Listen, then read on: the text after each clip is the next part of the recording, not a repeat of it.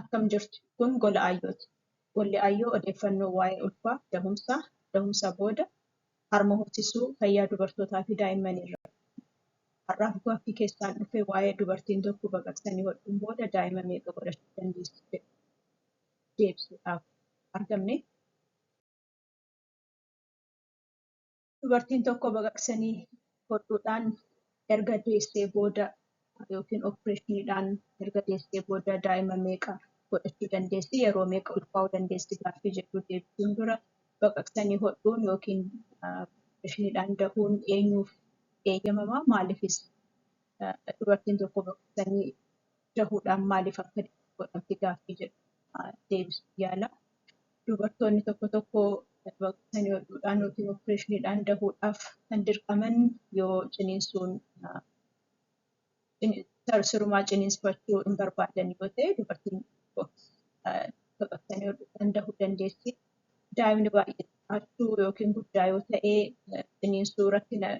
ciniinsuu yookiin dhiibbaa ciniinsuu dandamachuudhaaf daa'imman xixiqqoon ija isaanitti ulfaatu baqaqsanii hodhuudhaan dahuu danda'u.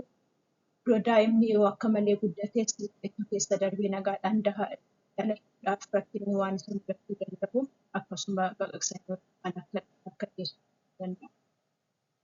Dubartiin yeroo ulfaa dhiibbaa dhiigaa yoo qabaatte yookiin dhiibbaan dhiigaa ishee akka malee yoo ol ka'e daftee akka baqaqsanii hodhuudhaan akka deessu godhamuu dandeessi. Kunis fayyaa ishee yookiin fayyaa namaa irratti dhiibbaa guddaa qaba. Daa'imni ciniinsuu irratti yoo dhiphatte dhahannaan daa'imaa onnee yeroo akka malee baay'atu yookiin baay'ee yoo gadi bu'e akkasumas fayyaadhaaf rakkina guddaa qabaachuu danda'uuf akka opereeshiniidhaan deessuu jedhamti. Haati miixachuu yoo dadhabde illee sababa kan opereeshiniin godhamuuf ta'uu danda'a. Kunis dubartiin tokko yoo ciniinsifattee sa'aatii dheeraadhaaf ciniinsifattee yeroo miixattu yookiin mucaan yeroo bahuudhaaf jedhu akka malee yoo dadhabde karaa opereeshiniitiin akka deessu godhama. Infekshinii qaama saalaa mucaatti darbuu danda'u yoo qabaatte nagaadhaan karaa dhalatee infekshinii mijaasa qabu opereeshiniidhaan deessuu godhamuu danda'a. Dhukkubbii onnee yoo qabaatte teessumni mucaa rakkoo yoo godhate keessattuu dubartoonni tokko tokko daa'imni isaanii dalga ciisee yoo argame garaa keessatti akka baqaqsanii hodhuudhaan deessu godhamuu dandeessi. Daa'imni rakkina guddinaaf haa qabu yoo jiraate karaa baqaqsanii hodhuutiin akka deessu godhamuu danda'a. Sababoonni baay'een jiraachuu danda'u. Sababoonni amma jiran hundumtuu kana qofa ta'uu dhiisuu danda'a. Kanaafuu dubartiin hundumtuu sababa adda addaa qabaachuu dandeessi. Kunis karaa baqaqsanii hodhuutiin dahuu danda'a. Gara deebisaatti yoo dhufnu dubartiin tokko yeroo meeqa ulfaa'uu yookiin dahuu dandeessi erga opereeshinii godhattee booda gaaffii jedhuuf lakkoofni murtaa'ee hin jiru. Maatii baay'een daa'ima lamaa fi isaa ol godhachuu ni danda'u. Murtiin yeroo meeqa ulfaa'uu dandeessi yookiin yeroo meeqa opereeshiniidhaan dahuu dandeessi kan jedhu murtii fayyina dubartii irratti seenaa kana dura yeroo seenaa ulfaa irratti hundaa'uu danda'a. Akkasumas yeroo ulfaa ammaa irratti qabaachuu dandeessu irratti murtaa'uu danda'a. Kanaafuu lakkoofsi 2 yookiin 3 jedhee deebiin ni kennamu jira. Lakkoofsi murtaa'ee maaliif hin jiraanne gaaffii jedhu deebisuu yeroo yaallu namni hundumtuu qixxee fayyuu dhiisuu danda'a. Dabalataanis ogeessonni yeroo baqaqsanii hodhuu kan argatan isaan gadameessa baqaqsanii daa'ima baasan tokko ta'uu danda'a. Yeroo baay'ee gadameessa dalga muratan tokko ta'u yeroo tokko immoo sababoota adda addaatiin gadameessi asxaalee yookiin vertical incision jennee waamnu muruu ni danda'u. Sababni isaanii incision yookiin muranii fi sababni isaanii horizontal incision yookiin immoo gadameessa dalgamuu danda'an adda adda. Garuu gosa baqaqsuu gadameessaa irratti hundaa'ee carraan hiikkachuu illee adda ta'u yeroo meeqa ulfaa'uu yookiin immoo yeroo meeqa daa'ima meeqa gaaffii jedhu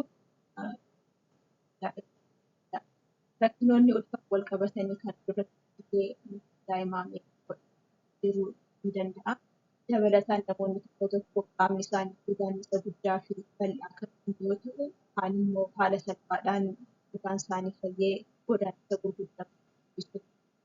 Godaannisni gogaa hambirraa fayyina isaatti addadha.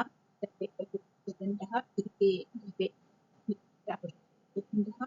Deddeebi'ee qaamni ofii yeroo muramuu fi opereeshiniin yeroo hojjetamu dhaqni ofii hammanuma miidhaa irra gahaa deema. Kanaafuu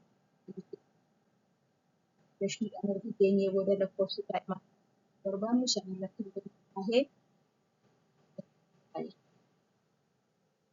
dabalataan fayyummaa waliigalaa haallee murtii kana murteessuudhaaf nu gargaara. Dhimma adda addaa rakkina adda addaa qabaachuu danda'u. Kanaafuu murtiin daa'ima meeqa godhachuu dandeessu jedhu wantoota adda addaa irratti hundaa'e.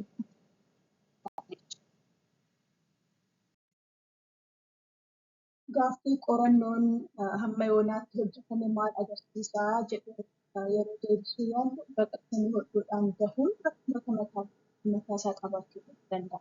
Qorannoon akka agarsiisutti dubartoonni baqaqsanii hodhuudhaan gahan baqaqsanii hodhuudhaan gahan irratti hundaa'ee rakkinoota obbaatiin bakka isaaniitti marguu fi gadameessatti rakkinoota baay'ee saaxilamudha. Akkasumas miidhaa qaama keessaa kan akka miidhaan mar'ummaan fincaanii fi qaama keessoo kan biraa irratti miidhaan baay'ee guddaa ta'uu danda'a.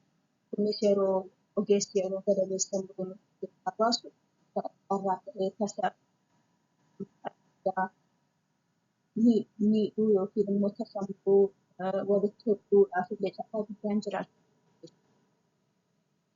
Rakkoon biraa baqaqsanii hodhuudhaan namatti dhufuu danda'u qaamni adda addaa walitti kunis agitation jedhama. Erga qaamni gadameessi muramee hodhamee garaan muramee erga hodhamee booda yeroo tokko namni keessatti otoo ogeessi hin beekiin isa miidhee yoo jiraate gadameessatti maxxananii yookiin immoo qaamni mar'ummaan wanna biraatti maxxanee fayyuudhaan rakkina adda addaatiif jiraatu. Rakkinni guddaan deddeebisanii opereeshiniidhaan gahuudhaan kan biraa dubartoonni tokko otoo ulfaanii garaan isaanii yeroo guddachuu qaqqabu hodhaan kun uterine rupture kan jedhamu hodhaan kun hiiktee fayyaan isaanii fayyaan daa'imaa isaanii illee rakkina guddaa qabu.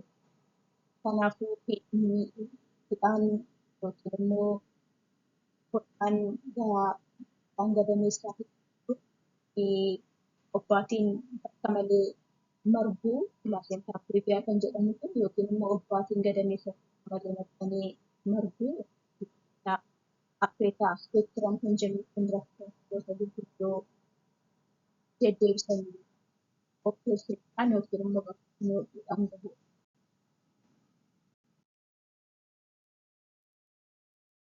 VBAC yookiin vaginal birth after cesarean yookiin immoo baqaqsanii hodhuu uumaadhaan dahuu ni danda'ama gaaffii jedhu deebisuudha.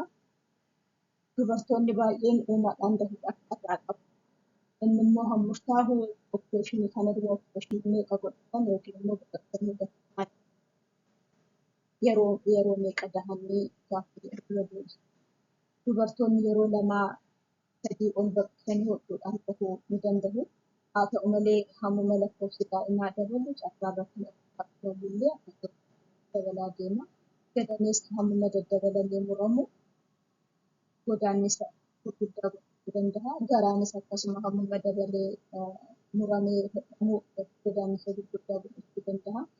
Kanaafuu rakkina kanaan immoo wal qabatee qaamni sirreetti fayyuu hiikkachuu hodhaan gadameessaa hodhaan garaallee hiikkachuu carraa guddaa qaba. Kanaafuu dubartiin kana dura opereeshiniidhaan deesse uumaadhaan dahuun carraa yoo ishiidhaa kenname rakkinoota kanarraa bilisa ta'uu murtiin isheen uumaadhaan dahuudhaaf akka dandeessu hojjechiisuu danda'u immoo rakkinoota yeroo ulfaa qabaachuu irratti hundaa'a. Gosa baqaqsanii hodhuu gadameessa irratti raawwatame irratti hundaa'a. Akkan dura isiniin jedhe gadameessi dalga muramuu yookiin immoo dhaabbiidhaan vertikaalii jennu kana muramuu isaa irratti hundaa'a. Dubartoonni gadameessi isaanii dalga murame uumaadhaan dafuu guddaa qabu. Dubartoonni gadameessi isaanii dhaabbiidhaan murame immoo uumaadhaan dafuu qabu. Maaliif jiraatu? Teessuma daa'imaa fi ulfaatii irratti hundaa'a. Fayyaa haadhaa irratti hundaa'a. Dubartoonni rakkina adda addaa yeroo ulfaatu qabaatan carraan isaan uumaadhaan dafuudhaaf hirmaachuu hin danda'u. Rakkinoota ulfaa wajjin wal qabatanii jiran ogeessota tajaajila kana kennuuf leenjii gahaa qaban qabaachuun illee ni barbaachisa. Ogeessonni baay'een dubartiin tokko opereeshiniidhaan kana dura yoo deesse ammas dabaltee opereeshiniidhaan akka deessu itti himuu danda'u. Kun tokkoffaa galii mataa isaaniitiif ta'uu danda'a. Qarshii baay'ee itti argachuudhaaf ta'uu danda'a.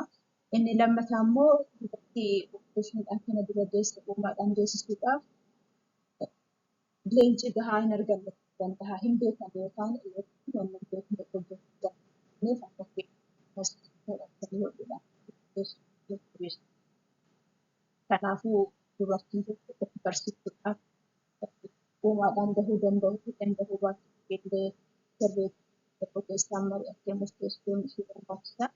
Dubartiin yeroo tokko qofaa kana dura opereeshiniidhaan deessee uumaadhaan dahuudhaaf carraa guddaa yoo qabaattu, dubartiin kana dura yeroo 2 yookiin yeroo 3 opereeshiniidhaan deesse immoo carraa uumaatiin dahuudhaaf ciniinsifachuudhaaf carraan isheen qabdu baay'ee. Ulfa hammam walirraa fageessuun gorfamaa gaaffii jedhu deebisuudhaaf baqaqsanii hodhuudhaan dahuun gosa baqaqsanii hodhuudhaan baay'ee tuqurraa guddaa qabudha yookiin meejar surgerii jennaani. Garaa fi gadameessi qofa qabaa muramuu garaa fi gadameessi fayyuudhaaf yeroo gahaa barbaadu. Rakkoon guddaan ulfa walitti aansanii ulfaahuu wajjin dhufuu danda'u hodhaan gadameessaa hiikachuudha. Kanaafuu hodhaan gadameessaa hiikachuu yookiin uterine rupture jennee rakkina waamnutu uumamuu danda'a. Rakkoon kun akka hin dhalanneef qaamni ishee hamma sirriitti fayyutti eeguun barbaachisaadha. Kanaafuu ogeessonni yoo xiqqaate 18 hamma 24 yookiin immoo yoo xiqqaate waggaa 2 ulfa walirraa fageessisee akka gorfama. Dubartiin kana dura karaa baqaqsanii dahuutiin deesse amma akkamitti dahaa yooman ulfaahullee qaba gaaffii jedhu deebisuudhaaf ogeessaan mari'achuun barbaachisa. Ulfaahuu murteessuun dura ogeessaan haa mari'attu filannoo dhuunfaa barbaadu. Yeroo ulfooftu yeroodhaan kunuunsa da'umsa duraa jalqabuu hordoffii gochuun baay'ee barbaachisaadha. Ciniinsuudhaan dahuu yoo barbaadde ogeessa sodaachisuu otoo hin taane ogeessa barumsa gahaatiif kennee akka yaalchi jajjabeessuu barbaachisuun baay'ee barbaachisaadha. Carraan gadameessi dhahuu yookiin immoo hiikkachuu waan jiruuf hospitaala tajaajila baqaqsanii hodhuu fi kunuunsa daa'imaa keessatti dahuun baay'ee barbaachisaadha jechaadha. Har'aaf kanuma irratti fixaa. Guyyaa gaarii qabaadhaa. Gola Aayyoo sabskiraayib gochuu odeeffannoo kana namootaan sheerii gochuudhaan nu gargaara. Fayyaa ta'a.